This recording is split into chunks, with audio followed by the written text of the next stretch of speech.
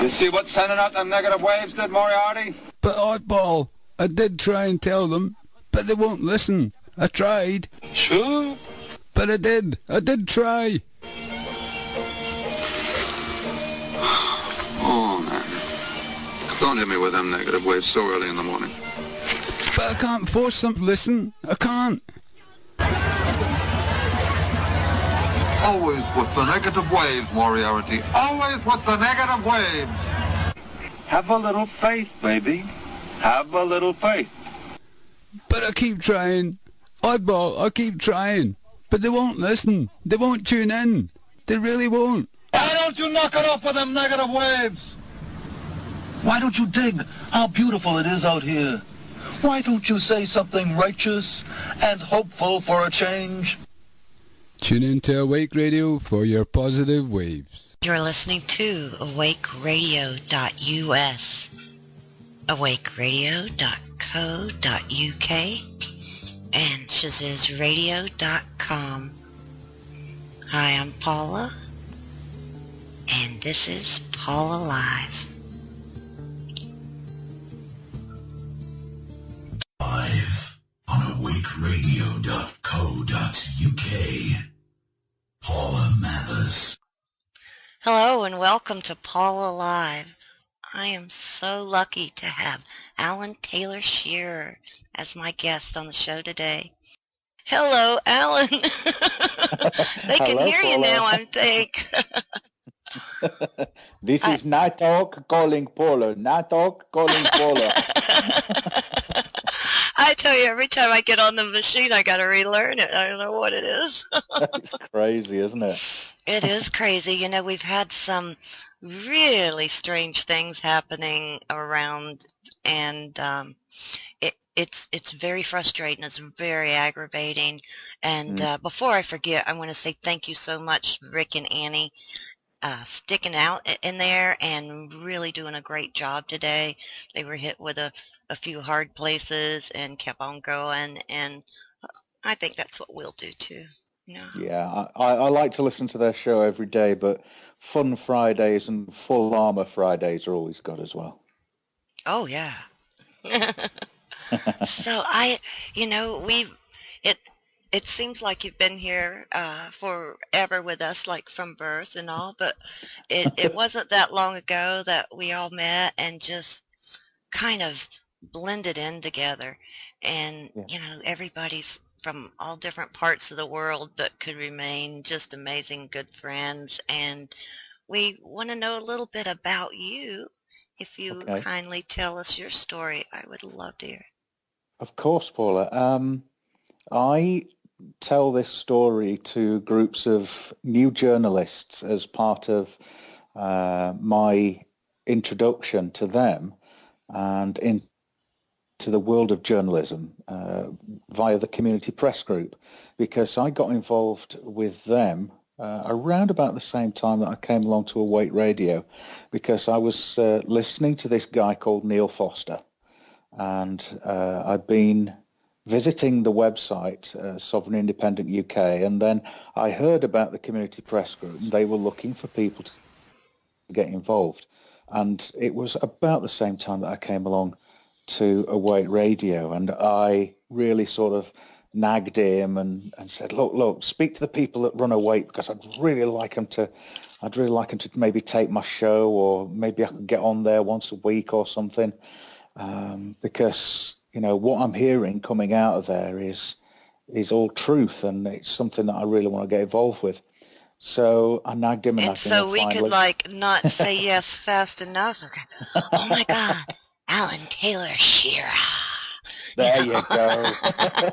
Now you've said it properly. I'm happy. Oh my God, yeah. That was like so cool to us. That was amazing, and we love you guys. Thank God you came.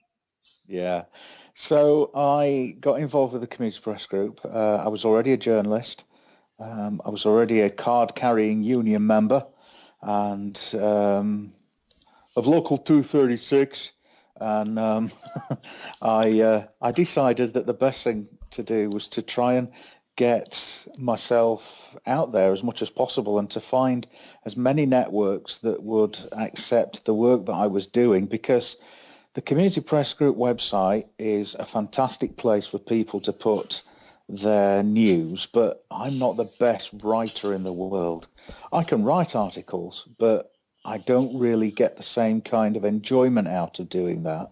And I don't think that I write in a really readable way. I don't think I capture somebody straight away and then lead them through a story in the way that I can when I'm on the radio, because radio was always something that was a part of my life from when I was very young, listening to the BBC and to local commercial radio, and really just anything that I could tune into. I remember my grandfather making a little crystal radio, and I was amazed by this thing because it didn't have any batteries. You just had this great big long massive length of wire as an aerial, and you had to sort of tweak these little buttons and knobs and stuff, and you could hear the radio coming through this tiny little earpiece. Wow. But no batteries, and I was just totally amazed by this thing.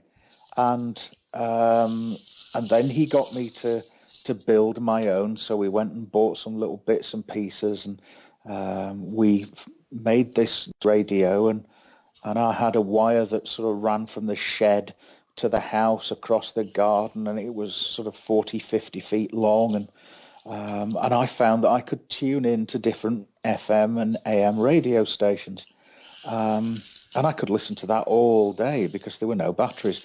So I decided that radio was something I wanted to get more involved with. So before I left school, left high school, I started looking at different ways into radio, and I started to hang around with people that worked in radio, were connected to radio, and ended up doing some work on a local commercial station. Then I moved to the Sheffield, BBC Radio Sheffield, and I did some bits and pieces there. I didn't go on air, but I was in and around the studios, and I was making cups of tea and fetching things and meeting guests, and just being around that whole broadcasting atmosphere and around broadcasting people. I really enjoyed it. Well, anyway, carried on through my teenage years, went to drama school, stayed there until I was around 18, and then drama school finished, my course finished, and I didn't have a job. So I ended up down in London working as a security guard. So I'm 18 years old. I'm on my own. I've left Sheffield. I've moved down south into London, and I'm working as a security guard for the grand total of £1 an hour. And I was working 60 hours a week, 12-hour shifts, and hot bedding in this little room which had 4 beds in it. And the bed was always warm when I got into it, because the guy that had been sleeping in it the day or night before had just got out of it and gone to work, and we'd maybe passed on the tube. But other than that, I didn't have any connection at all with him. Well, anyway, the company that I was working for lost the contract with the site that I was working on.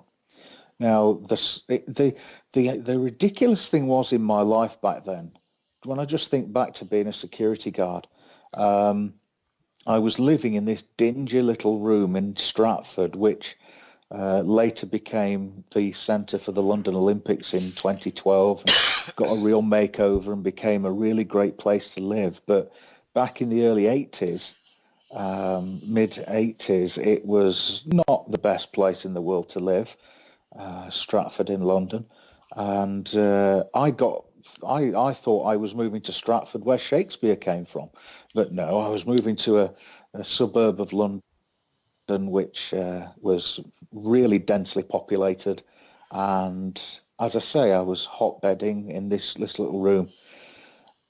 during the day, and then at night I was working in the Arab Banking Corporation headquarters in London. So one of the really big financial institutions with Wow. its incredible facilities, and it was my job to sit there through the night and make sure everything stayed safe and secure. And then I would go back to my grotty little room to sleep for a few hours and then go back again. And that was what I was doing week in, week out. Well, anyway, as I said, the guy I'm working for lost the contract, which meant I was out of a job, which meant I was out of the bedsit. I didn't have anywhere to sleep. I didn't have a job. I didn't have a bed. So I was homeless. And I was homeless, alone in London, still very young. And although I'd had lots of experiences up until then in Sheffield, I'd not really experienced the big wide world, if you like. So I was thrown into this world of the homeless where people were constantly moving. There was a lot of violence and a lot of intimidation and obviously hunger. And I ended up meeting up just by chance with a guy that I'd worked with for a few weeks, and he told me that he'd got a place in somewhere called Sidcup. Now, up until then, I'd never heard of Sidcup, but it was in South London, in Kent, and he said that he would speak to his landlord and see if he could get me a room. So I had to meet him the following day at the same place just outside King's Cross Tube Station. So I managed to get myself there, and because I didn't want to stay around King's Cross, because at the time it had a really bad reputation, lots of prostitution, lots of violence, gang crime and stuff. So I wasn't going to stay there overnight. But And how did you sleep? How did you live during it, that time? it was just doorways, trying to find places that were out of the way, Oh my God. dumpster diving, just having to live day to day and just, I know that there are sandwich shops and I know that these places throw out food, so I can maybe try and get to the back of them. And Wow, Alan, that's so hard. And you didn't have a family that you could go home to, well, or all of a sudden you're like this young, you're a kid at that age, yeah, still a kid. and no Um, no grandparents or anyone like kind of care for you and help you out at all. well, I did have family, but they were back in Sheffield, but my pride wouldn't let me go back to Sheffield. My grandparents, my mother, my stepfather, my friends were all still in Sheffield. But at no time did they say that I couldn't go back. But I didn't want to go back with my tail between my legs, because I didn't want to go back and say, well, I failed and I'm back, because that didn't work out. So I told I myself that I couldn't understand. go back, and I managed to get a room and another security guard's job at a Coca-Cola canning plant, If uh, anyone hasn't which had a look at Alan's picture, he's a nice big man. mm. So this is why they're thinking if he's standing around, no one's going to mess with our stuff. Thank you. So yeah, so I did some work with a security guard again, and then I got a job delivering pizza, um, zooming about on the little mopeds with a big box on the back, delivering pizza to people, and I did that, and had my first motorbike accident going uphill in a straight line in the rain. But as crazy as that sounds, the wheel slipped from underneath me. So I Oh God. so I had this stupid accident. It really was stupid. I Were shouldn't you have. hurt bad? No, not at all. I wasn't hurt bad at Thank all. goodness. But that meant that I couldn't do that job again. and I ended up just working in the store.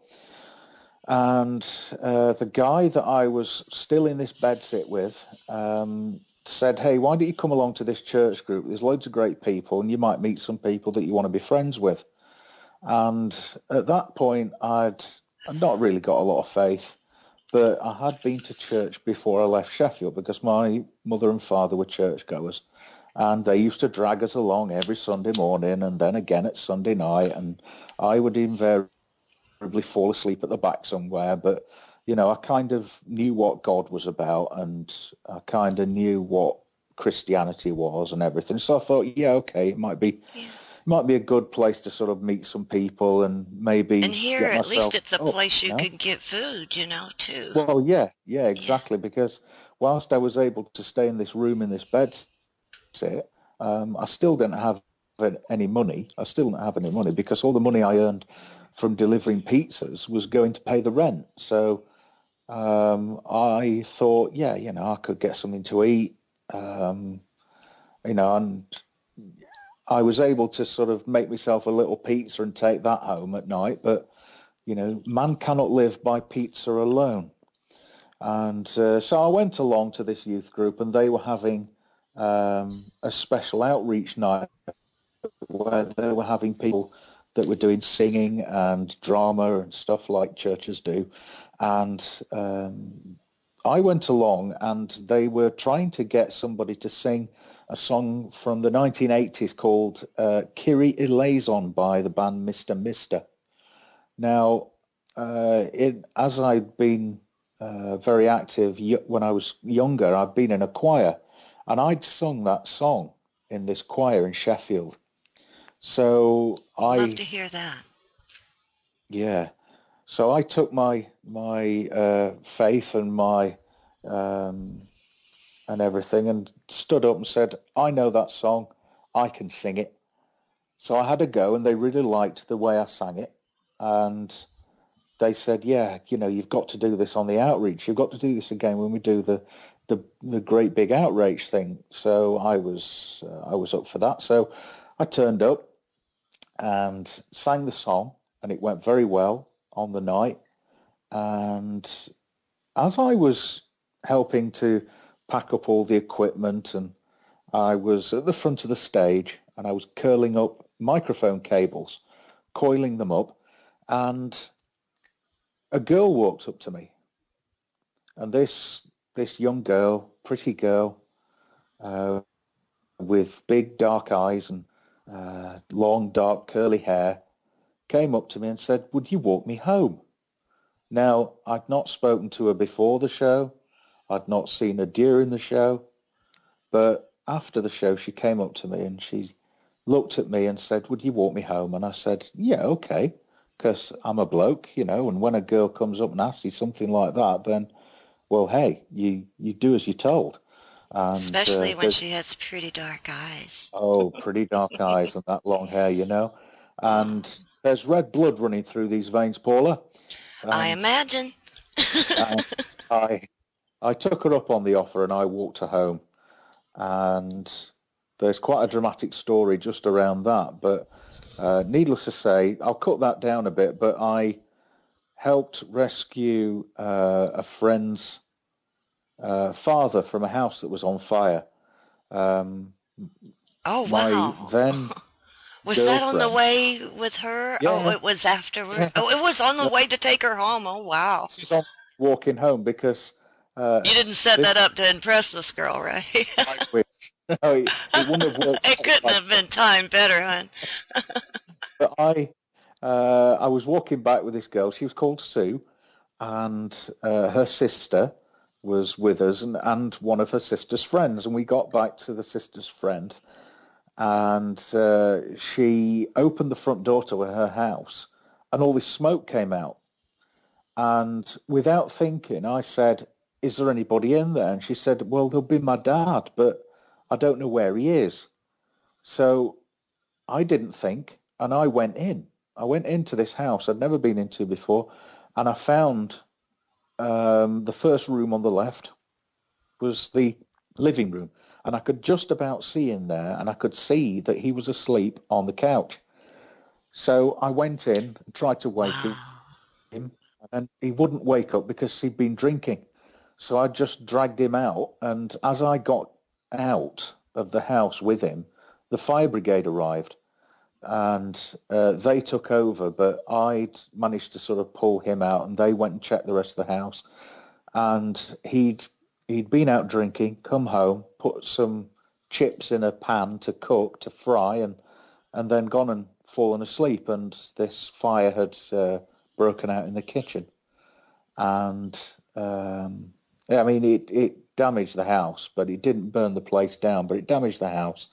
Well, I'm covered in soot, and I'd been this hero, unintentional. I certainly wouldn't have done it if I'd really thought about it, but I did it because it was just my instinct. And Instinct took over. And wow, yeah, so there's three women going, there's three oh women wow, swoop. just looking up at you like you're like Superman.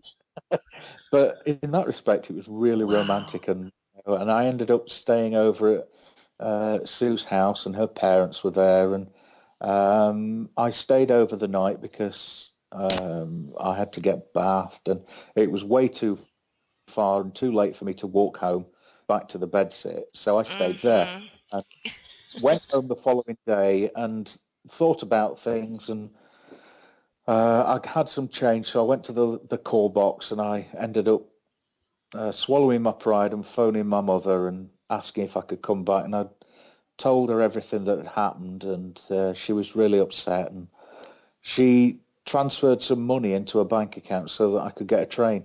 And I went back to Sheffield. And me being me, went back to Sheffield and sort of went back to my family and totally forgot about this girl called Sue, until I got a phone call from the guy in the bedsit saying, you need to ring this number and speak to Sue because it's been a couple of weeks and she's worried and she wants to know where you are and what you're doing and everything. Because I was living this chaotic existence. I'd been involved with some substances that, shall we say, were and still are illegal in this country and in yours. Well, some parts of it anyway. And I'd just focused on, well, I need to get some more wacky backy and I need to get some more stuff. And that's all I was really focused on at the time. But anyway, I took down the number and I phoned it from my parents' house, and she answered. Sue answered the phone, and I spoke to her, and there was lots of squealing. Oh, it's him, he's phoned me back, he's phoned me back.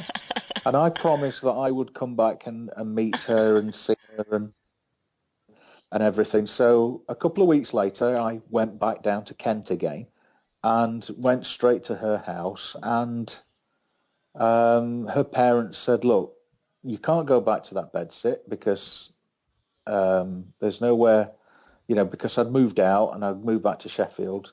But, would you like to stay here? Because we've got room and maybe you could get a job again, because back up in Wow. Sheffield, there was no chance of a job, absolutely no chance of getting a job. The unemployment situation back then was as bad as it is now for young people. And so I ended up moving in there, and obviously we started a relationship, and a couple of months later I asked Sue, as she was then, if she would marry me. I did this young, stupid, foolish thing and said, would you marry me? And she said yes. Uh, Oh. now, she was 17 by this time. So we decided that we would wait and have a really long engagement and wait until she was 18, and then we would get married. So that's what we did. And 2 years later, we moved back to Sheffield because my mother had found a home for us. She'd found somewhere we could rent, so we would have a house. I got a temporary job working in a supermarket, so I'd got a job, and came back to Sheffield, and we got married, and in the church that I'd been going to as a young boy. And we moved into this house, and we started our lives together. And my son, Freddie, who's now 22, was born about a year later after we got married, because I didn't want to hang about. So we started a family, and then I went through various jobs, and in the early 90s, I became a police officer. It sounds In like it was a really rough time, Yeah, it was a real roller coaster, but I went along to South Yorkshire Police in Sheffield and applied to be a police officer and got through the physical tests and the interviews and became a police officer. And I did that for 7 years. And I didn't think I was getting anywhere after 7 years, and had lots and lots of experiences like police officers do. And we're back. We had a little break right as Alan had just taken a job with the local police station. Yes, that's right. I joined South Yorkshire Police, and the experiences that I had there really forged a kind of new personality for me, if you like. But I discovered in 1999 that there were changes happening in the police service. It stopped being a service and became more of a force, and it was definitely a force that I didn't really like. But I had a family, 3 growing sons, and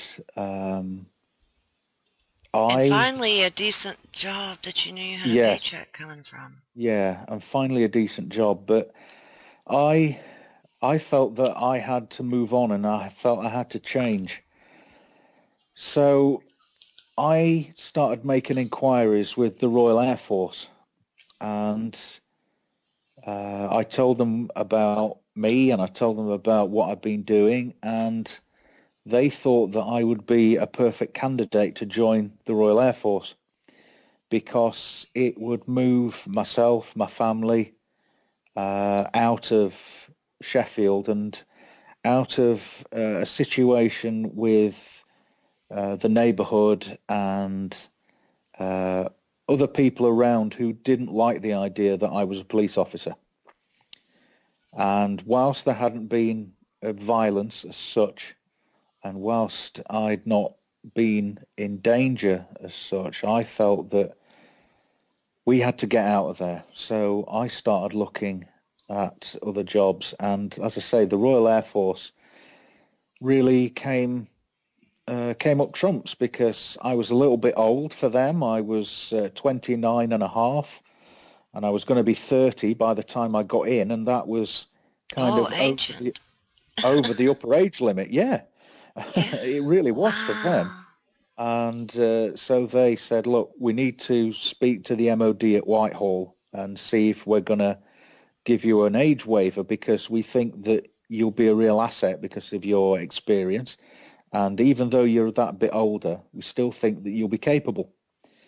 And I sat around and waited for a while. I was still, doing the police officer's job. But as soon as I got the nod from the Royal Air Force, I was going to resign. And I waited, and a few days later, I can't remember how many, but a few days later, I got a phone call from the Royal Air Force recruiting office. And they said, we've just had an email. You are accepted, and we're going to give you the age waiver, and you'll be starting in 6 months in July. So my birthday's in June, so I thought, okay, this was February of 1999. So I resigned from South Yorkshire Police and took some time to kind of get myself ready. I had a few months where I could just focus on my fitness and my social awareness, if you like, and my awareness of world events, because I was going into a Royal Air Force that was looking to be more active around the world. And I thought, well, I need to know what's going on in the world.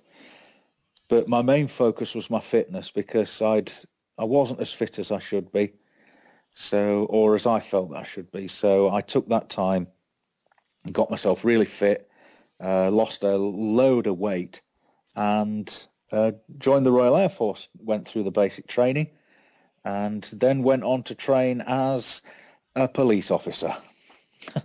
So I became a policeman in the Royal Air Force. Oh, wow. You can take the man out of the police force, but you can't take the policeman out of the man, it seemed. So I then went on to complete 11 years with the Royal Air Force. That's Carrying out. amazing. I don't know if it's like the Air Force here. It's not like the Army or the Marines and stuff, and I'm not putting anybody down, but I mean, just anyone can walk off the street and do it. Mm. It gets a Well, little bit harder, but that's the hardest branch to really get into. yeah, because the Royal Air Force, and I'm sure the US Air Force is the same. Yeah, The and you even had that age thing Yeah, going on, yeah, and and so it's double incredible.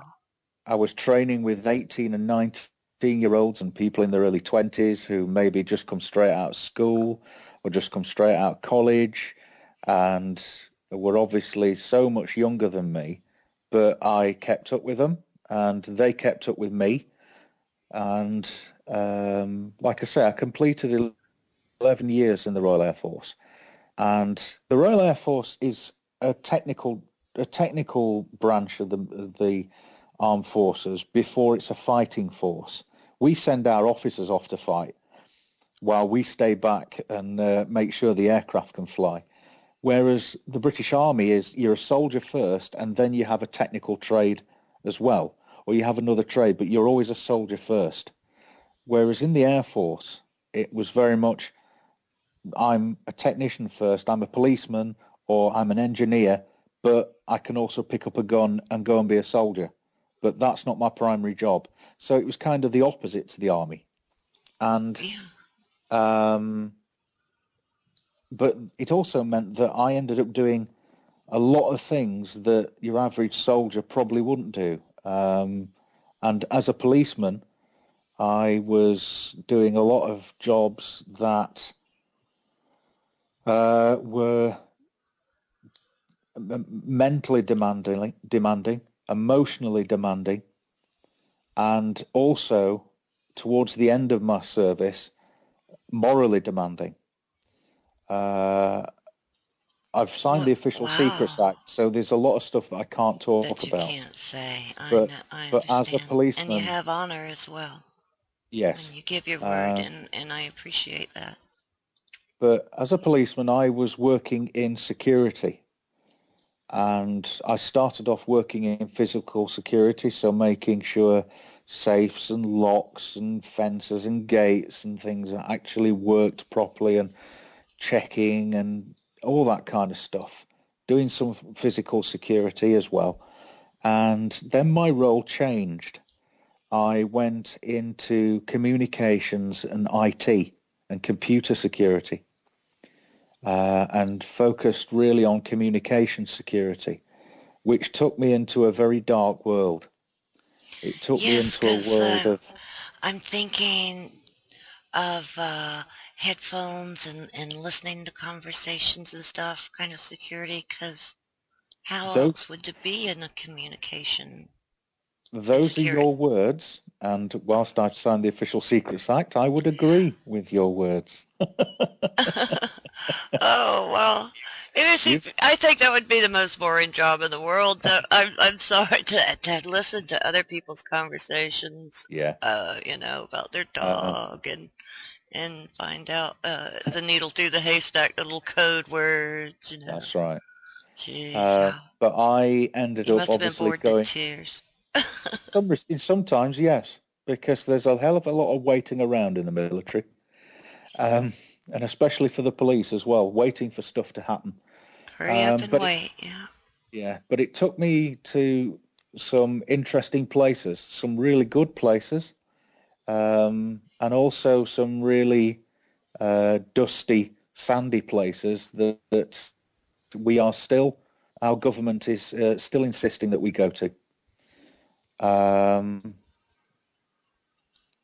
And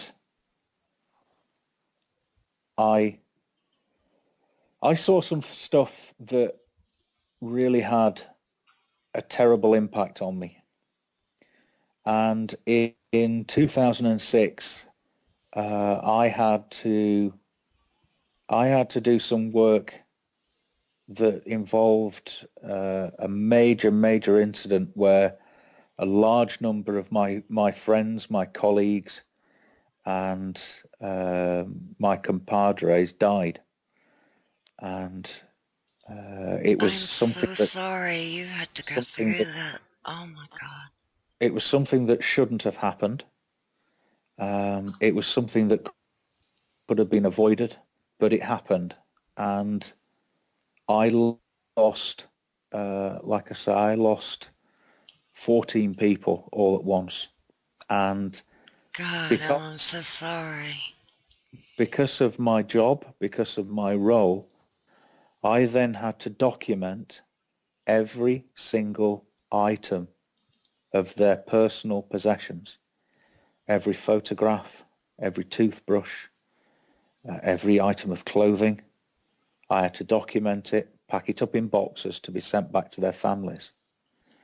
And I was... Like a robot, if you could even function at all. Yeah, so whilst I was grieving for my friends, I was also grieving, but I was also having to be a professional, and I was having to go through every single item of their personal possessions. Now, there were only 2 police officers available to do it, and it had to be a police officer. And there was me and another guy, and that was it. And we had to go through 14 rooms and clear out 14 rooms, and nobody else could help us because we were collecting DNA, and all this stuff was being treated as evidence. And if you've ever had any involvement with the police at all, and if you've ever had any involvement with them with evidence, then you'll know how important it is and how seriously stuff is taken. And I had to do all this stuff, and I didn't really feel the impact of it until I got back to the UK in November 2006. And It's because you were in shock. Yes. And people do not realize how long that can last. It can last years. You're in autopilot. And something just runs and runs and runs and runs, and then one day it drops. And that know day, a little bit about that. Oh, God. And that day for me was in late January. And I'd arrested somebody at my home unit here in the UK. And because I'd arrested them, I had to interview them. And I sat down at the start of that interview, and I'd done hundreds, if not thousands, of these interviews, tape-recorded interviews. And I sat down, and something just snapped, something just cracked, and I froze completely. And there's myself, another police officer, a solicitor, the arrested suspect, and this is very difficult to say, but the breakdown started by wetting myself. Now, bear in mind that at that point I was 40 years old, very experienced, family man, done lots of stuff. But that situation, I don't know what it was. I don't know to this day what triggered it, but that's what happened. So obviously I lost it, and I ended up in the medical centre, sedated, and being collected by my wife and taken back to the house, which was still on the base. So all of this happened behind the wire. It all happened on the base. And I was off work then for several weeks, and I started seeing a psychiatrist, and I started with medication, which I'm still on to this day.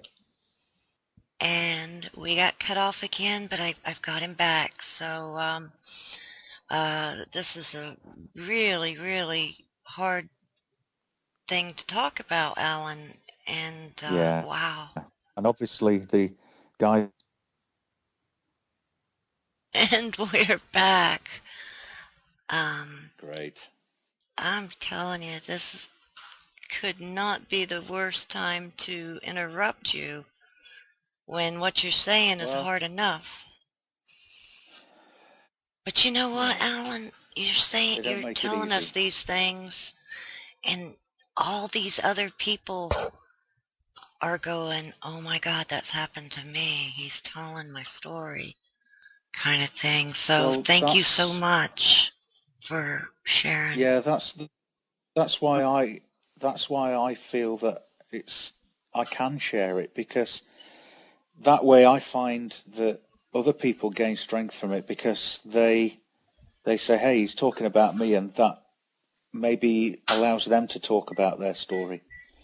And the only way to deal with a lot of this stuff is to talk about it, because the reason that we have post-traumatic stress disorder, which is what I was diagnosed with, and which is what I was given all these drugs for, and is what I was treated by, or I say treated, I was assessed and dealt with by several psychiatrists, and I'm still under psychiatric treatment now, even though my life is moving forward and is moving up, and I'm improving every single day. And I see those improvements in myself. And I really do gain strength from this now. If you tried to get me to talk about this even a year ago, it would have been so difficult. And I probably wouldn't have been able to do it. But each time I talk about it, it allows me to process the whole situation. It allows me to process the memories, the thoughts, and by processing them, it lowers their impact, it reduces their impact on me. I'm still a long way from being able to talk about the details of the situation, the whole situation, and being able to talk about everything that went on. But what I've told you so far is a real big step and advancement for me. But the situation didn't improve back then. I had several other events which caused the Royal Air Force to say, you can't continue with us anymore. I'd been put on sick leave and medical leave, and I was receiving treatment, and whilst I was still in the Air Force, they would pay for my treatment, and it meant I still had a house, it meant I still had some income, and it meant that I could be better prepared for when I left the Air Force, because I would have had the best treatment that they could provide. We had time to find somewhere else to live, because when I left the Air Force I had to move out of their house, and it gave me a chance to try and find something else to do. So the time came in 2010 when I left the Air Force, and they medically retired me. So I'm a veteran, I'm retired, I get a pension, and I'm 44. So I've effectively, as far as, if I want to look on the negative side, as far as society, the government, whatever is concerned, I'm on the scrap heap at 44. Maybe 20, 30 years before I should be. but I get some state You worked benefits, so and I hard get to my get pension. where you were. Yeah, and but I get some state benefits, and I get my pension, and we have a lot less than we used to have, but we're still together. My wife is now Wonderful. called Dee Dee. She changed her name to Dee Dee because she wanted to have a big change herself. She wanted to make some changes in her life, and one of the things she did was change her name. So she became Dee Lovely. Dee, and we're still together 25 years on. Amazing. And In we this day have and our age. sons. Yeah, we have our sons who are growing and are learning a heck of a lot about life, and they're learning it in a better way than I did. They're not having the terrible experiences that I did. And whilst I'm not Very sheltering thankful. them, and they still have a lot of bad experiences, but they're not as severe as I went through, because I've been able to pass on my warning, if you like. None of them have got credit cards, for instance. Brilliant. None of them have got, they're aware of drugs, they're aware of all the bad stuff that goes on out there, but they are, so, do you know, none of them have ever smoked a cigarette, because they saw the damage that it can do with other family members, and they made the choice and they made the decision they were never going to smoke a cigarette. And none of them have ever touched drugs, and Wonderful none of them job, have Dad. ever abused alcohol. I mean, with regards to alcohol, I said, look, you know, if you want to have a drink, but do it at home, you know, or do it where I know that where you are, so that Same rule so with that you can be me. safe. You're Yeah, gonna do it home. that's right. And it became, the mystique was taken out of it.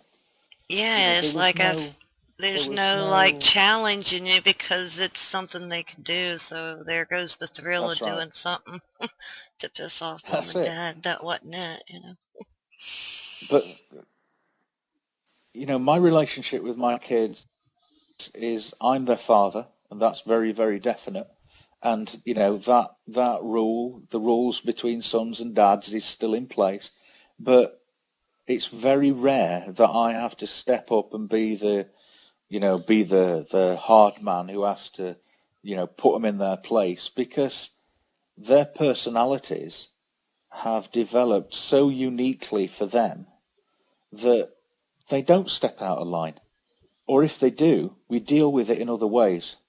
You know, if they've messed up, they don't lie about it. They don't try and hide it. They come and tell me. They say, Dad, I've messed up. What can we do to sort it out? But that's the way it's always been. This is not something that's happened in later life.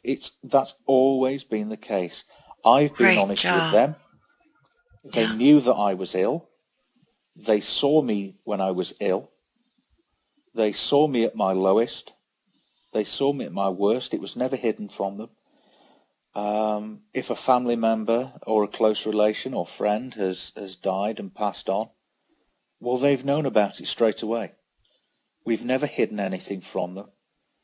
And that's meant that they have grown up with a lot of responsibility. But they now know that the worst thing you can do is try and hide stuff, is try and cover it up, is try and lie about it, because you always get found out. So they will come and tell me if they've messed up, or if something's not right. They go and tell us. They tell us about it, and we get it fixed. They've I had have medical the same issues thing which with we've been mine. able They'll to come deal with. in, you know. We're very lucky. And I'm sorry they had medical issues. Oh. Yeah, they've had to have surgery on their backs, because I'm currently bald, because I lost my hair in my, oh gosh, sort of mid-20s. I got that male pattern baldness. I went bald on top, so I just shaved it all off. But I am quite naturally a very hairy bloke, and I've passed that on to my sons, and they're very hairy, and they've had these ingrowing hairs in their backs. Pyronidal sinus it's called, and the only real treatment for them is surgery, you know, and it gets cut out. So they've had to have surgery on these things, and they've occurred at different times, and it's kind of no big deal now. But that's the only really sort of medical stuff they've had, and we know we've been very lucky in that respect. Now, my wife's been with me for 25 years, and she's really kept me together, because behind every man there's a great woman. Well, in front of every man there's a great woman as well, because she has led me down a path to better health. She's led me down a path to a better understanding of how my actions impact on others. Because when I was really ill, I became a very, very nasty piece of work. At the start of the illness in 2007, whilst I sort of witnessed the stuff in 2006, I didn't really identify it with my mental illness because it's so hidden. I didn't really identify it until 2007, and it manifested itself in some very dark, some very dangerous, violent ways. And she must be an amazing woman. Oh, she is. I was injuring myself. I was injuring others. I've become very abusive and very, very nasty. I think that's the best way to describe it. Very nasty. And she took the brunt of it. She soaked it up. She dealt with it. She had to have some counselling herself, but we stuck together, and she got me through it to the stage where I am now. So we moved and somehow away you from the probably, your relationship probably just got even deeper and stronger through it somehow. We can't imagine life without each other, to be honest. Oh, I love that. And we moved away from the Royal Air Force. We moved into the house we're in now, which is a rented house. I've never owned a home. I've never had a mortgage. I wouldn't get a mortgage anyway because my credit rating from my credit history is so bad. But do you know, since 2010, I've been looking at life, I've been looking at society, I've been looking at the news, I've been looking at the world with very, very different eyes. I'm not fettered and chained up by the commitment to the Royal Air Force or to the police. I'm not fettered by government controls as I was as one of their drones. I was able to step out of it and go, do you know what? This is wrong. And actually have a voice and actually say something about all the negative stuff that I knew, all the negative stuff that I know, and the way things are happening in the world. And I was able to see a lot of this stuff. And, you know, it might sound corny, but that's when I woke up. When I left the Air Force, it was aspartame that did it.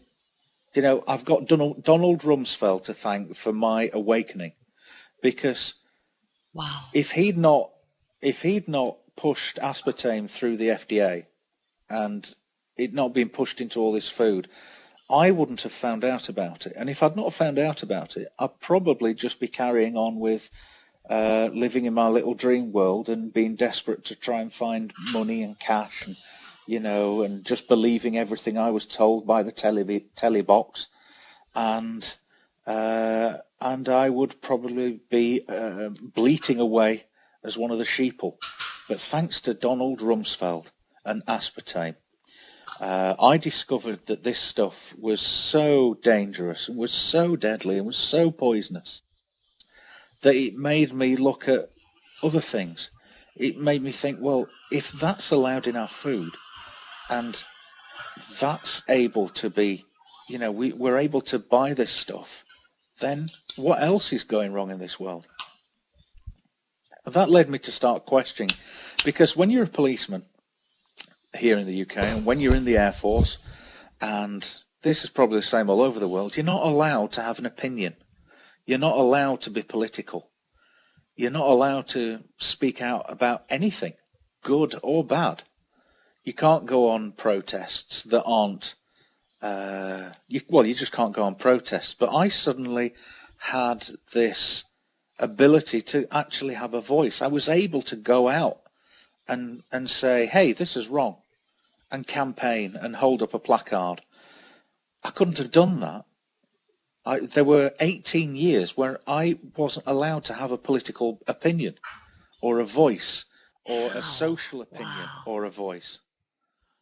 How And cumbersome to that suddenly, could be, the chains. oh, You can almost feel you them. have no idea. It really is like having the shackles taken off. It's really like taking off the handcuffs and stepping out and walking out of the cave and seeing who's making the shadows. And I did that, and that's brought me to the stage where I wanted to have a voice. One of the things I'd done when I was preparing to leave the Air Force was go on as many courses as I could. And I decided that one of the courses I would do would be photography, and I would go and do some journalism courses as well and get them to pay for it. So I did. So I left the Air Force as a member of the National Union of Journalists, and I immediately started getting stuff published. And I was working for a music magazine, and I was going to gigs, and I was photographing gigs, and I was reviewing gigs, and I was seeing loads of great bands, and I was having a great experience. But I knew that there was other stuff that I should be talking about, and I knew that there was other stuff going on in the world that wasn't so much fun. And I started looking into it, and I didn't like what I saw. And I had to have a way to express my opinion. Now, as I said earlier, I'm not very good at writing.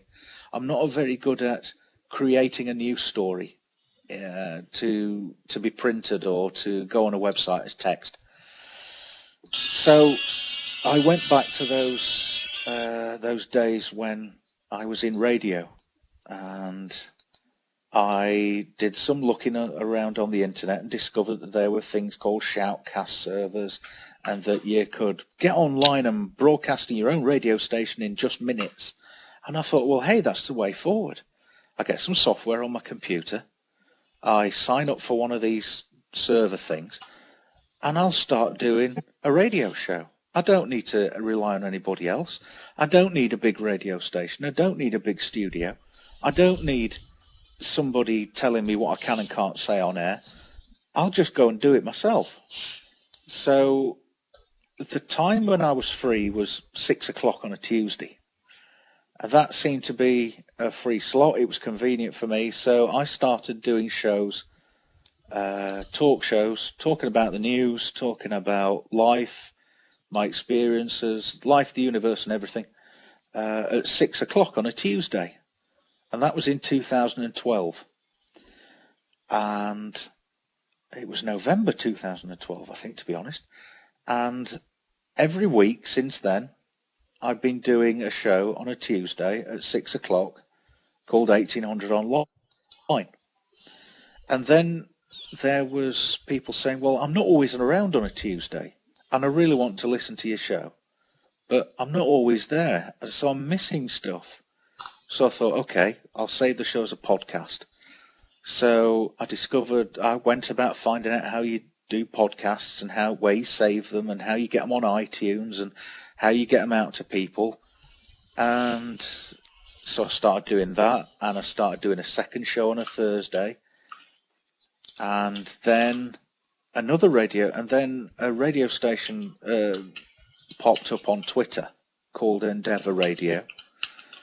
And they had heard what I'd been doing, liked the sound of, and it was the sound of the voice, it was the radio voice that made them want to get involved. And so I started doing an 80s music show for them on a Wednesday. So that's Tuesday, Wednesday, Thursday. I'm doing radio now, and I'm loving it. I'm not getting paid.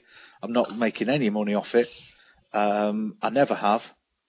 And but I was still able to go and do some journalism, and I was using my press card to get into Downing Street so I could photograph politicians, world leaders, and trying to get those pictures published. And if I got a picture published, then I earned some money, but if I didn't, well, I got nothing.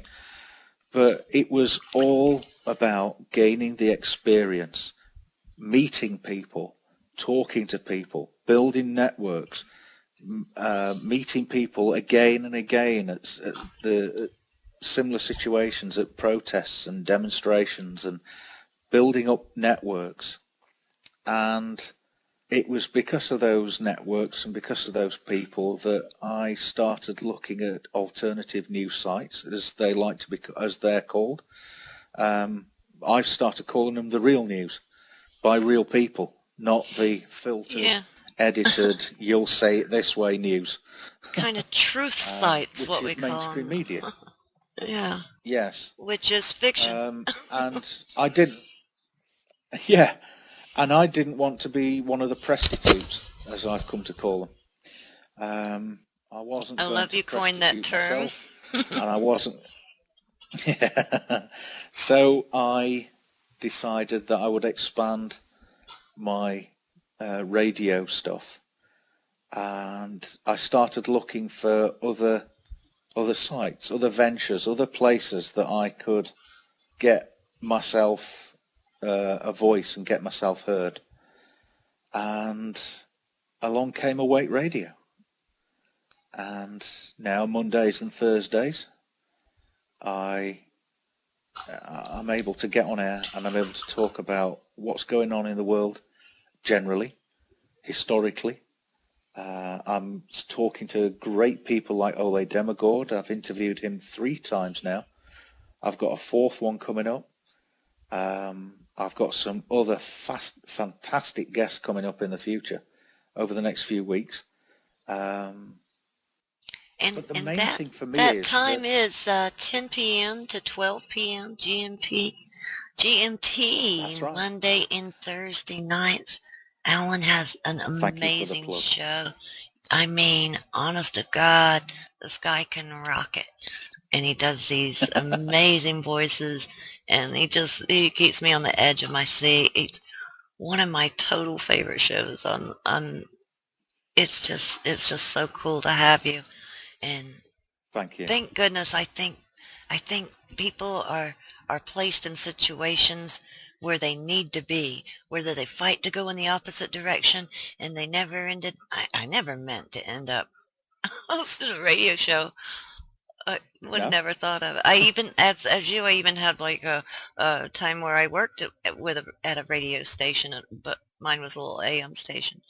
But it's amazing to have you, and I just wanted you guys to remember the time. It is 5 to 7 Eastern Standard Time. You guys, you getting off work? Turn it on. So Awake has really opened up my opportunities to network and to meet with other people who actually know what they're talking about and know the truth about stuff. It's meant that I've now got a really good friend called Neil Foster, who does the show before me, Reality Bites, 8 until 10 UK time, he's amazing. Mondays and Thursdays. He really is a fantastic journalist. He And I'm working rocks it. closer with Yeah. him now. I'm working closer with him now on... Yeah, you guys do a lot of projects together, and a show right. with Alan and Neil together, it's like ice cream with all the toppings. Just one open ice cream bar. You can find it all. It's got everything. Everything. We have everything going on. Health, politics, And you guys opinion are on the on scene with all that floodwaters coming in, and you were Yes, there that's at right. Bilderberg, you know. All this stuff is happening under the banner of the Community Press Group, which was set up so that people could be citizen journalists and have somewhere where they could publish their thoughts, their news stories.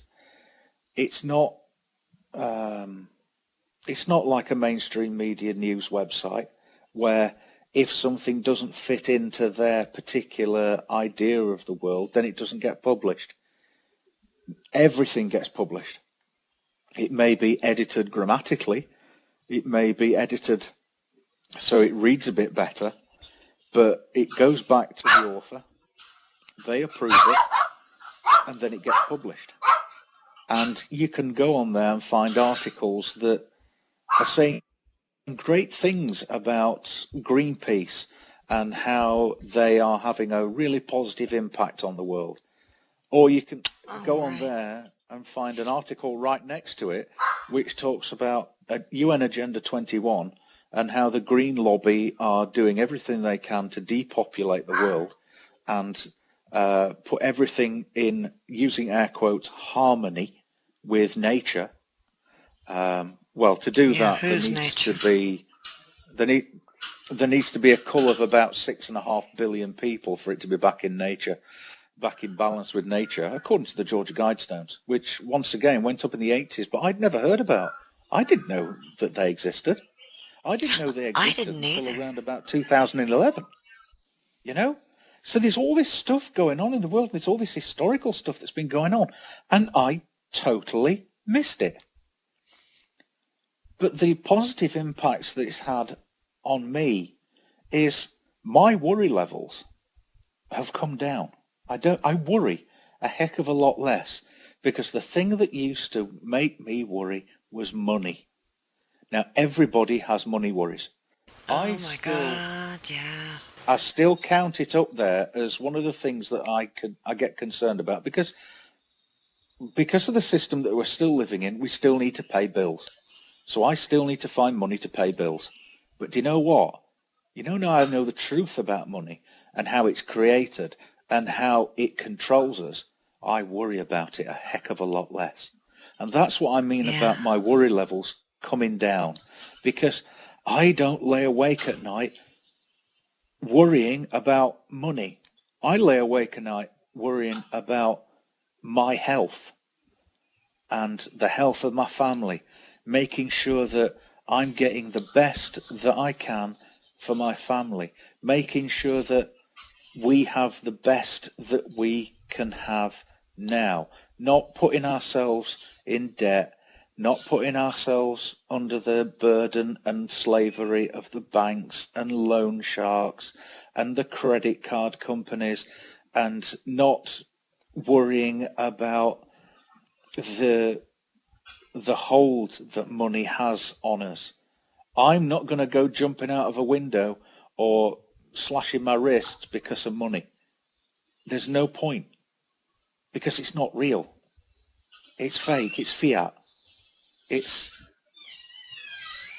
We don't need it to live. We need the plants and the animals that are around us. Money is just a means of trade. We don't need it to live. If we can't buy the new flashy car or the new computer because we haven't got enough of this fake, digital, just made-up, fictional currency, then do you know what? We make do with what we've got. We don't have the new computer. We don't have the new car. And then all the stuff feels better. You know, people are so geared every year it's got to be a new this or new that. And how do we get that? Well, we got to get another job. We got to go on and, oh, these kids got an electric scooter. Yeah, and your kid is not going to. Not that you don't want your kid to have really cool stuff. It's just, when is it going to end? And they program it to where it isn't. You're going to have to keep consuming and consuming, and what a rat race. And once you back out like we have, you just kind of step away and go, whoa, and drop out of it. You're happy. My kids are happy. They don't ask me for that crap. They exactly. We don't have iPads and stuff like that. They do get the chance at the computer, but there's no television on unless it's my youngest, who's severely autistic, and he likes to play little songs over and over and movie things. But once you take the importance of getting this and having that out of there, gosh, the stress falls off, and you can live. Doesn't it just? I put my energy into making friendships, whether they be long distance, like the relationship I have with you, Paula, which is long distance over the network, over the internet. A fantastic friendship with a person I've never met. I've never met Steve, Granada Steve, but I feel like I have a fantastic friendship with him because we've communicated, because we've talked to each other. Rick and Annie, Rick, loads of people that I haven't actually ever spoken to, but I've listened to their radio shows and I feel like I know more about them. We have a television, we pay the license fee, but I don't really watch it. It's there because sometimes if you want to get instant coverage of something, sometimes that's the best place to go and see the images. Because then if you want to talk about it, you've at least got something that you can talk about. You've at least got a point of reference. And also it's good to know the enemy. Absolutely. I don't not completely watch it. I've on Games of Thrones. I like the little fiction things, but most of the time it's not even on, Yeah. I watch some factual stuff. I watch a lot of stuff about technology, because technology is something that I've always loved to know about. I want to know about the new things. I want to know about work in progress. So I watch a lot of stuff about technology. And it also, it's also a good way of finding out just what the military industrial complex is doing. There was a story recently about a British company which has built a robot that is going to be used to test chemical warfare suits and chemical warfare equipment here and I didn't know about it until I watched it and I saw it on a program, and I was able to make my own judgment about it. And it's just a mannequin. It's just a thing that can be used, and they can test tolerances of materials. That's all it is. It's got sensors in it so that it can test for leaks in the equipment. Any other fucking day he'd be at school. But there's been a lot of stuff out there, this is the future of warfare. This British company has built this robot, this walking, talking robot that can point a gun. Yes, it can put itself in the position to point a rifle, because soldiers wearing chemical warfare gear need to be able to do that. So the gear needs to be tested in that position. So yes, the robot can go into a kneeling position and can put its arms in the position where it might be holding a weapon. But it ain't going to be walking down your street and shooting you all too soon. However, there are machines out there that can do that. There are machines out there in development, companies that have been bought by Google that can do that, that can walk about, that can sense their surroundings, that No, can make I've seen decisions, them. if you like. The first ones came out were the very first ones came out in China, and it was kind of a cute little guy. And what they said was when he was amazing. I mean, he could walk, he could carry things, he could balance, he could remember orders, and then it went on to like everyone in the world's eyes were glued. Wasn't it? Was it Sony, Suzuki, someone like that? Did I think it may have been Sony. Was it Honda? Asimo. That's the guy. And Yeah, then this Asimo. progressed. I just started getting really interested in this. And of course, the militaries all over the world were trying to compete. They even had, Oh yeah. you know, these guys going everywhere to teach. And like these things that you were saying, oh my gosh, by the time I'd watched all that they would provide for me to find on the internet, there are these huge, monstrous, Terminator looking, That's machines. right. Colossus, They Colossus walk. or Goliath or something? Yeah. Huge. There goes little Osimo, poor little thing. That's right. Everything starts off. You see, technology is only as good, or it only does what it's told. So when we see these machines, I'm not frightened of the machine. I'm frightened of what it's going to be told to do. I think technology is wonderful. I think the technology which allows us to do this, which allows us to control equipment on the moon, on Mars, the equipment that's got us into space, the equipment that, builds things, that allows us to see bacteria. It's amazing. It's fantastic technology. Flying stuff. Drones as a piece of technology are incredible. They have endurance. They can fly for hours, days in some places. The communications equipment in them is incredible technology, but it's what they are used for. It's how they are used. Why is it always diabolical? Why can't it be something good? If you love this stuff, I'm going to share with you after the show a link I had put on my Facebook. It's a real incredible story of life-saving techniques, and they use this machine that just happened to be there. I believe in God, and I believe in angels and things like that, because the day had to just mess up for so many people for that machine to save these lives to be right there. Never seen it. It was like a forklift, but it could take a left and it could twist to the right and it could do these amazing things. Wait till you see it. It's a really cool Fantastic.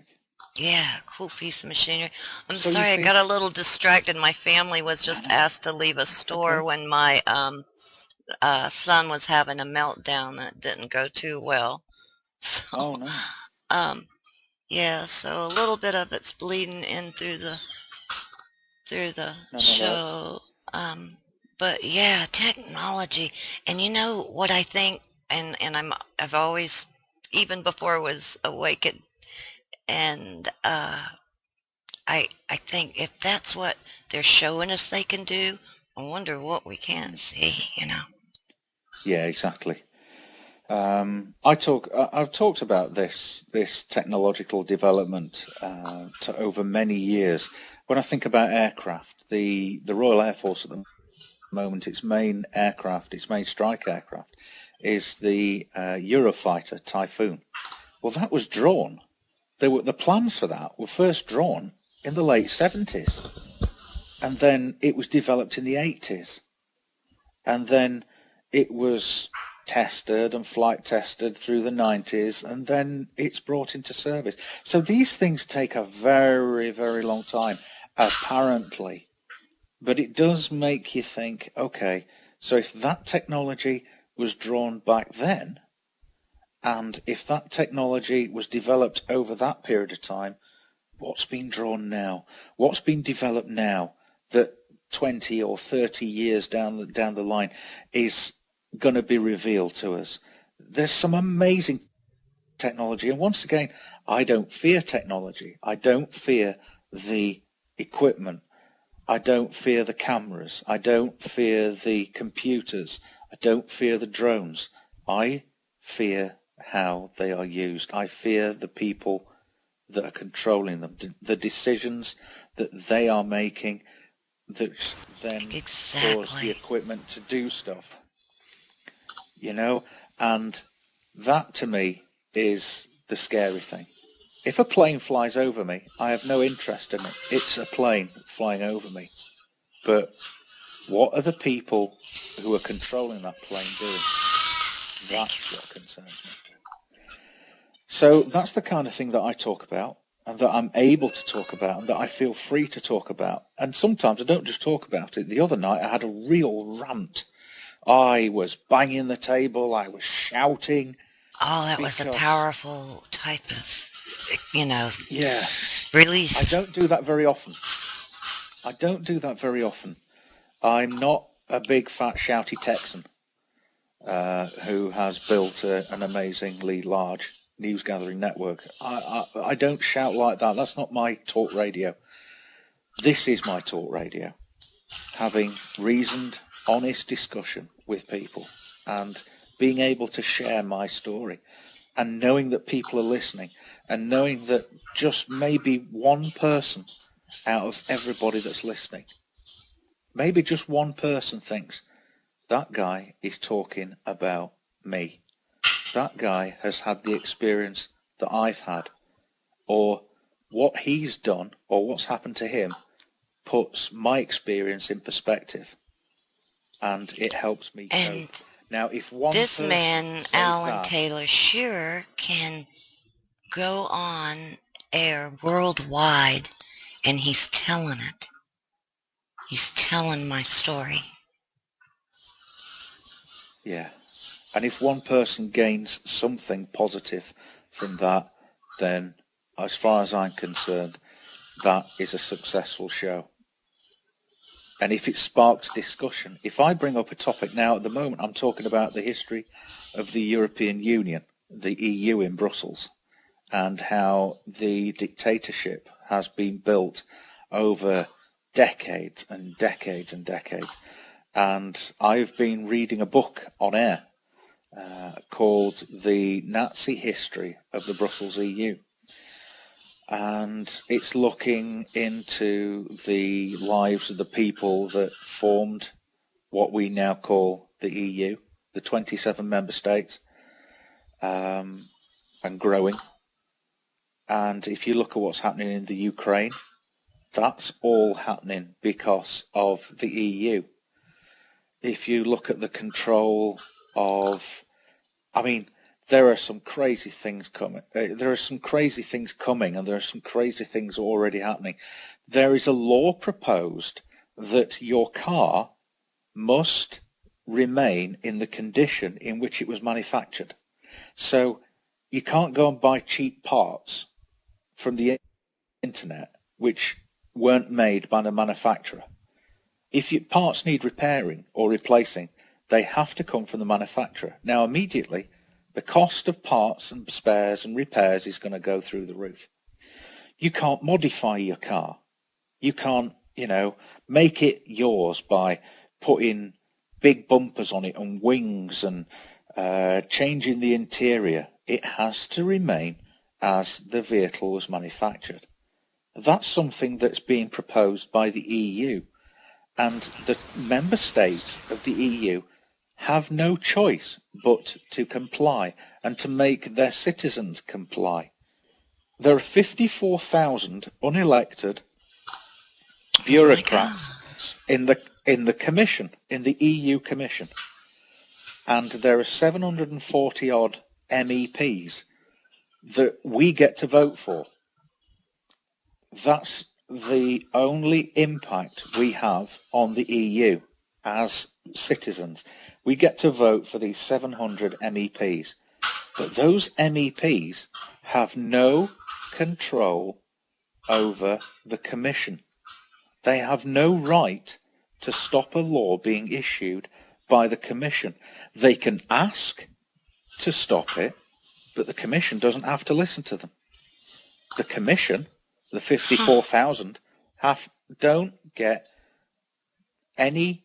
They can listen to the MEPs, but they can say no, we're going ahead with it. So this, what might be just a silly little law, just another silly EU law or regulation, that's been dictated to us by the EU Commission. An EU Commission that we have no democratic right to vote against or for. But they get to tell us whether we can use miles an hour or kilometres an hour. They get to tell us whether we can sell potatoes in kilos or pounds. Do you know it's an offence in this country to sell fruit and vegetables in pounds? If you try, if we could get rid of some of the just stupid laws in all our countries, but like, that was decided who on. cares? I mean, why is that a big issue? I don't know. Over here, we've never figured out the metrics anyway. But, EU family. And to me, when I'm looking back, it looks like they're making little states and they're going to ask you guys, because we're all foolish enough to believe our vote counts over here. It's part of that conditioning to pull it in.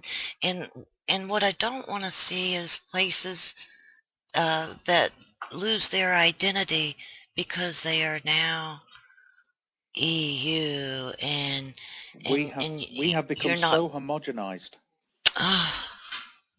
Our country identity is almost gone, in my opinion. There are little pockets, there are little places, and there are people that are fighting hard to maintain customs, traditions, and that kind of stuff. But slowly but surely, the EU, the member states, are losing their identities. Now, I'm not just talking about England. I'm not just talking about the UK. I'm talking about the whole of mainland Europe as well. It's I heard a commercial. To differentiate. Yeah, on the radio, and they were saying, talking about Loch Ness, and they were like, "Come to Great Britain." Not one mention of Scotland. No. But, and I was talking to my kids. I'm like, "Did you just hear that?" I said, "They're talking about Scotland, and Loch Ness."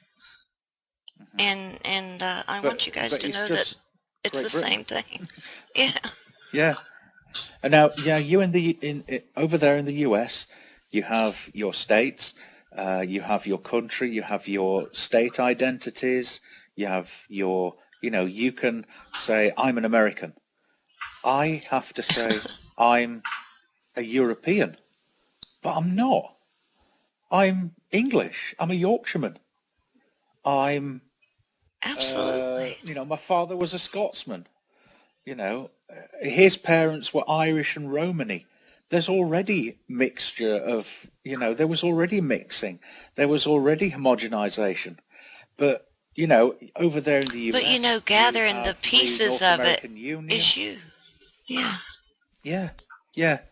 You're, you guys have got the North American Union where Canada, the US states, Mexico are all going to become one. They're all going to be governed by one thing, and then that's going to be connected to the EU, which is all going to be governed, as we already are, dictated to by one government in Brussels, and the Asian bloc over there in the Far East and the Middle East. That's all going to be homogenized into one place, and then it all comes under the UN. And then I might go off into a 2-hour rant about the United Nations and just how useless they are at peacekeeping. They don't keep any peace at all. They bring terror and destruction wherever they go. They stir stuff up. Yeah. Gaddafi was their killed job. because Gaddafi was killed because he wanted to sell his natural resources in the gold dinar and instead of the How dare you. petrodollar. Oh, How dare jeez. he? Saddam was invaded and lynched and killed for the same reason. He wanted to sell his oil in euros instead of dollars, and they couldn't have that. Oh, jeez. Syria, that's all happening because of the petrodollar. Iran is next because they want to sell their oil in something other than dollars. It's all about resources. It's all about the control of resources. And when we in the freedom really and is. truth movements talk about they or them, we're talking about bankers, the heads of big corporations, the 85 billionaires who have more wealth between them than the 3.5 billion poorest people on this planet. 85 people control more wealth than 3.5 billion people. The 3.5 billion poorest people don't have enough money to have the same wealth as 85. And I'm talking about Rockefeller, Bill Gates, And they won't and stop all till the they have others, it all. and the Queen. And they won't stop until they have it all. But they don't want money. They've got money. They don't need money. They want resources. They want the planet. resources. And last night, Devin and Shannon came on, and they were telling about this rancher who had free-range cattle, and how Yes. they are coming in and taking his cattle off the land, and they're auctioning them off. This man has been there, his family's been there since the 1800s, and he's just totally being attacked. And, you know, you Isn't could it see this something like easily he's got going 100 into head of Ruby cattle or something? Ridge. Yeah, and you know why? You know what the reason is this tortoise, this desert turtle, which looks exactly like what lives in our cow pastures here. Yeah. They're saving these turtles, and that's such a bunch of baloney, because that's like where you can find them in their natural habitats. Here But that is... it's such a weak excuse. biodiversity.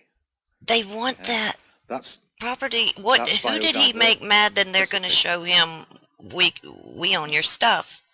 I don't care what you say you own. We're taking it. Control. The state has taken control of so much land now. Nothing on TV about it. I've heard there's nothing anywhere. Just what we all are sharing. InfoWars have been talking about it. Yeah, InfoWars truth have been talking about it. stations. They've had a crew down there. But you know, Nixon back in the 60s and 70s when he was president, Tricky Dicky, you know, he basically sold off or put a hell of a lot of US land up as collateral to cover loans. And you know, this is just an extent. What we're seeing happening to that rancher is rewilding, which is, once again, UN Agenda 21. We must have the people and domestic farm animals off the land, because biodiversity means we need to have these desert turtles, tortoises, whatever they are. They must be allowed to thrive, because that's rewilding. And bringing it back to something that's local for me, that's what's happened in Somerset with the flooding.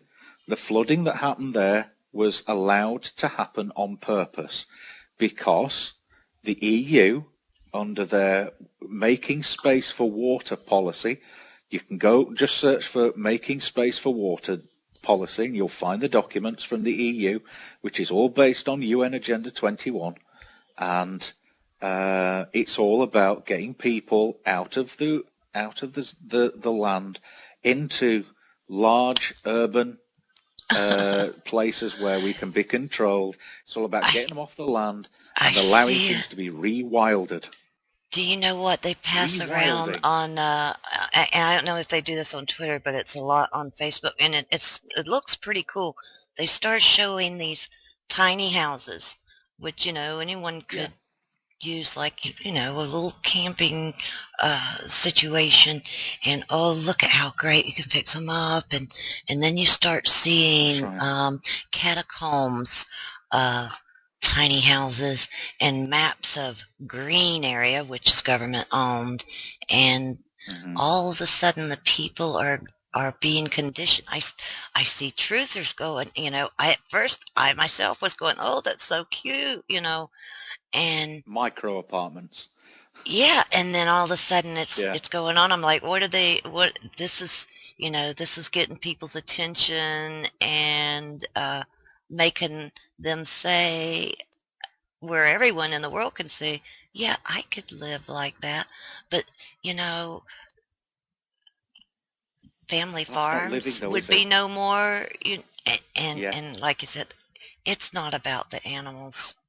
It's not about No. that tortoise who No. um, depends on that cattle since the 1800s for that ground. Uh, I Exactly. know I'm a farm girl, ranch girl.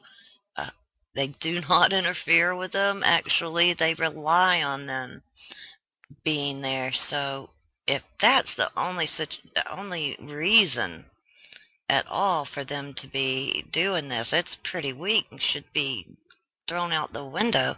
Any good lawyer would Hmm. see that. But Yeah, no exactly. one can stand up.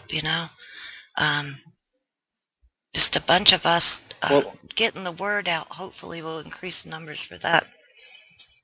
Please. hopefully, people like you and I and everybody else that gets on Awake and Shazirs and stations and networks like this, hopefully we can keep positive, keep working together, keep growing, and more people will hear what we say and will say, okay, I'll make my own mind up about that, because that's something I always say on my shows. I always say, don't believe what I'm telling you, but take the nugget of information that I'm giving you and go and find out for yourself. Go and take that little snowball and you start rolling it in the snow and build it as big as you want it to be. And you build your own opinion. You build your own story. You build your own life. I don't want to be controlled by anybody else. I suppose if I can just be political for a moment, over in the US, I would probably be called a libertarian, because I want small government, I want self-determination, and I I would want to be probably able be to, called one here too. I want to mix with who I want to be friends with who I want to be friends with everybody. I want to share and be polite and caring for everybody. But there are some people that just won't accept it. There are some people that just don't want to live like that. Well, that's fine. But don't come and tell me that I've got to live like that as well. Don't tell me that I can't live where I want to live because you have decided that I am not worthy of that place. The place where I live now is very secluded. It's out in the middle of nowhere. I have no neighbours. I'm very, very lucky. I have nothing but fields around me. I can pretty much do what I want without being disturbed. And that's how it should be for everybody. Everybody should have that right to live where they want. But the rules are being implemented. People are making decisions on your behalf about where you will live. And you won't have the choice. And the time will come when our descendants grow up into a world where they don't expect to be able to live where they want. They expect to be told where they will live. And that can't be right. That's not being a human being. That's not being a free-thinking individual. And if we don't talk about it now, 10 if we minutes. do nothing now, that's what our children's children have got coming to them. And I don't want my great-grandchildren or my great-great-grandchildren living in a world where they cannot be free, they cannot say what they want, they cannot think what they want, they cannot eat what they want, and they cannot have a decision and choice about what medication is put into their bodies. That is why I do this radio. That is why I am so grateful that Awake have taken the leap of faith and allowed me on air, because you didn't know me. You maybe heard one or two of my other shows, but you didn't know me, but you gave me that freedom, you gave me that time, and you're doing that for so many more people.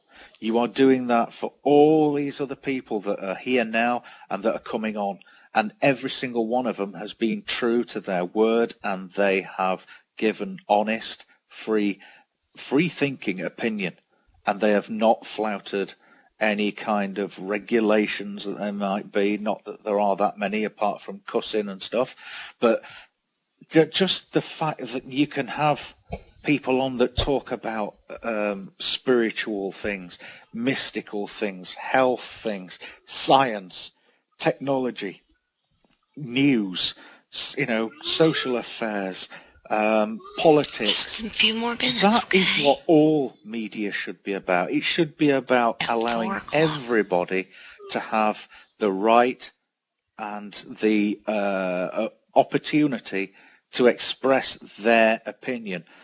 Instead, we see places like the BBC where it's got to go through so many policy committees first, and if it falls at one of those policy committees, but who sets that policy? Who sets that agenda? Who says that that's what the British Broadcasting Corporation, which is supposed to be a public service, which is actually owned by me, I don't have a say in what their policy is. I don't get a say in their policy, which is why I turn my back on them and I come to networks like yours, and I read websites like the Community Press Group, and I get involved with them. I report for them. I hold a camera for them. I hold a microphone for them. I read the 21st Century Wire. I go to InfoWars. I go to, I even go and look at David Icke's stuff sometimes, because some of the articles he has on there is fascinating.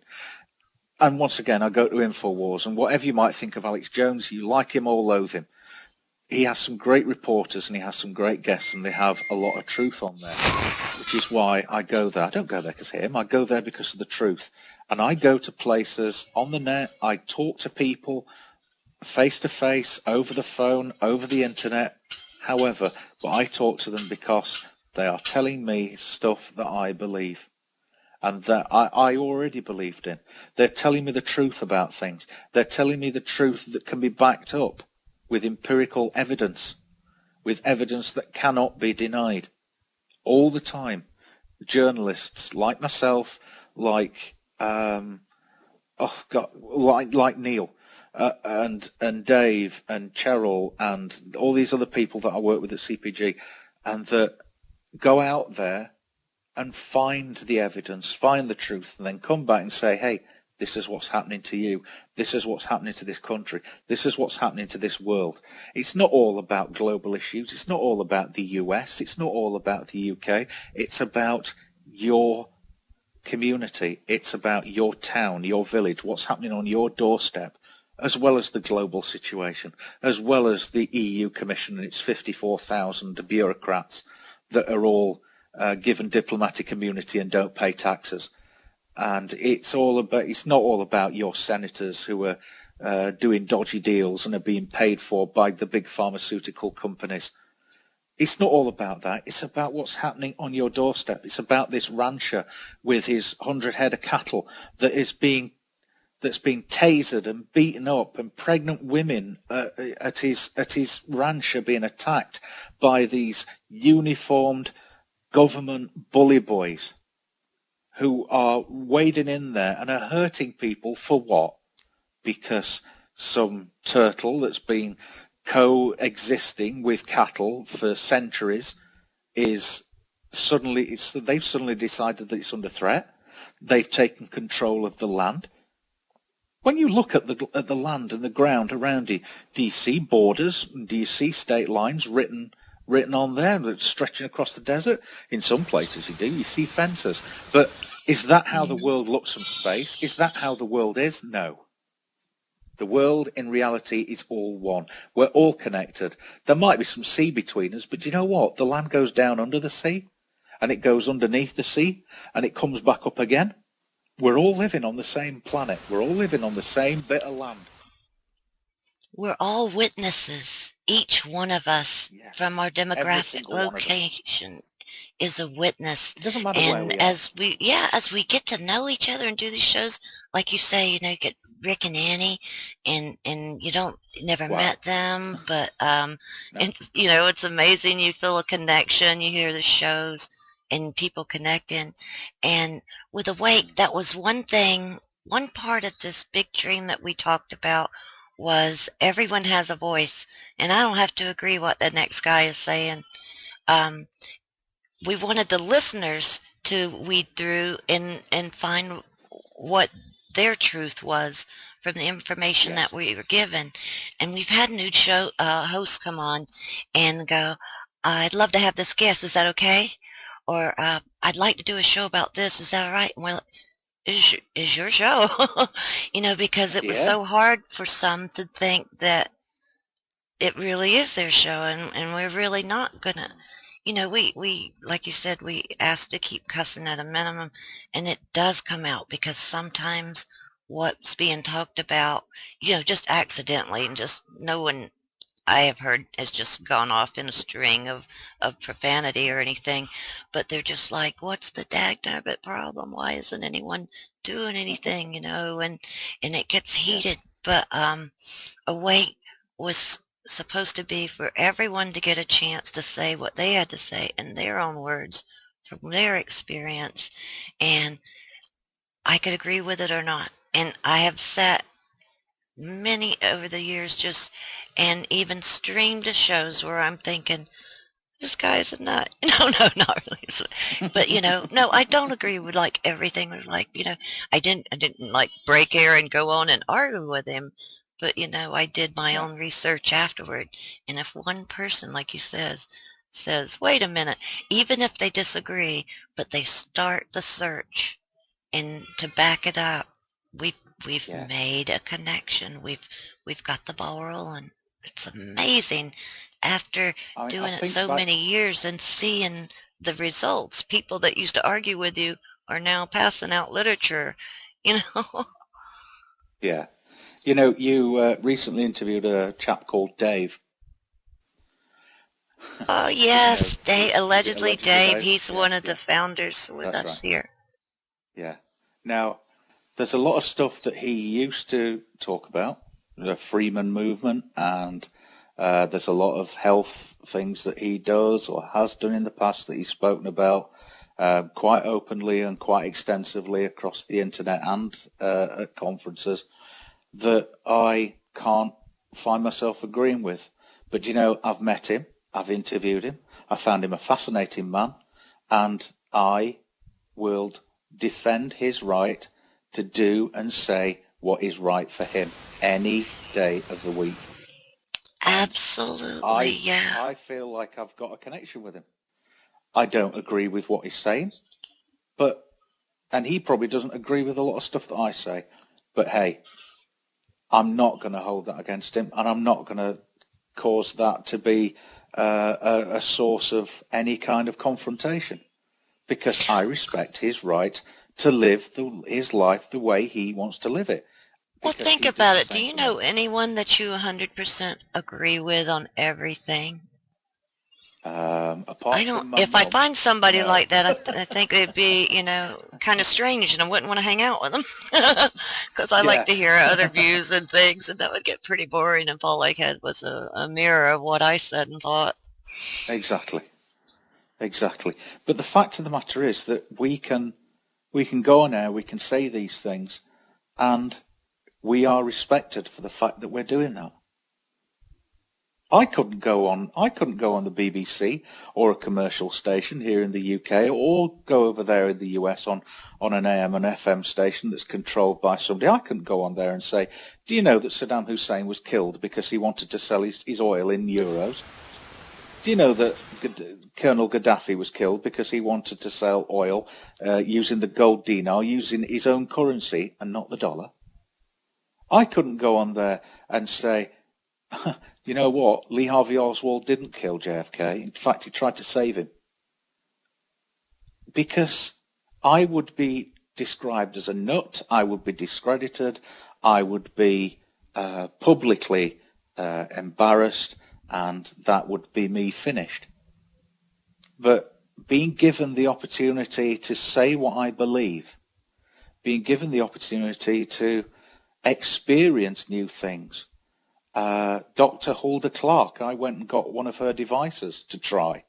I went and bought one, and I don't know if it's killing all the bugs or if there are any bugs in my blood. I don't know if it's killing them, but I found it very useful for meditation. I found it very useful for being a point of focus so that I can slow my brain down, so that I can take away all the thoughts, the feelings that are running around in there all the time and making me crazy. But I can make them all slow down or go away by focusing on the gentle pulse of that electronic device. And it helps me calm, center myself, relax myself, and I finish a session with that feeling fantastic in my mind. Is it like a TENS unit? Fantastic. Yes, it's very similar to that, but I heard about it on Awake, and I went away and did some research and thought, hey, what the heck, I'll give it a try. Meeting with Neil has opened up a whole world of vitamins and minerals that I wasn't really knowing about or concerned about in the past. And physically, I'm feeling better than I ever did. So I've got my health improving because of people like Neil, because people like you, Steve and Dave, and whoever else was involved in getting together and putting this thing together and giving me the opportunity, having never met me, but saying, you know what, have a couple of hours and see how you get on. And I mean, I don't want people to praise me every time. If I've done a terrible show, I will know I've done a terrible show, but I would rather somebody say, that wasn't so good, mate. You know, maybe if you did this, this and this, it'd be better. I would rather that than have somebody telling me, oh, I'm great and fantastic all the time. And it does happen. I do have people saying to me, you might want to look at that again, you know. You might want to rethink that. And I take that, and it's constructive. I take it. And if I want to make changes, I will. Or I might just ignore it and carry on anyway, because that's what I believe to be right. And I thank you for giving me this opportunity to rattle on. I loved hearing you talk about all of this, and I think we're very fortunate. I've had some people come home, and Yes. It got a little challenging, but again, that's live radio, and I've been glued to your every word. That's life, isn't it? Isn't it? But we're doing no more storybots jumping on the bed right now, singing the song. But thank you so much, and Fantastic. I'm gonna let you go. And again, I just so much appreciate you being here. You guys, you can hear him 10 to 12 GMT, and that is 5 to 7 Eastern Standard Time. And that's it for the show, you guys. So thanks for tuning in. Thank you again, Alan. Thank you, Paula. Is Awake Radio. awakeradio.co.uk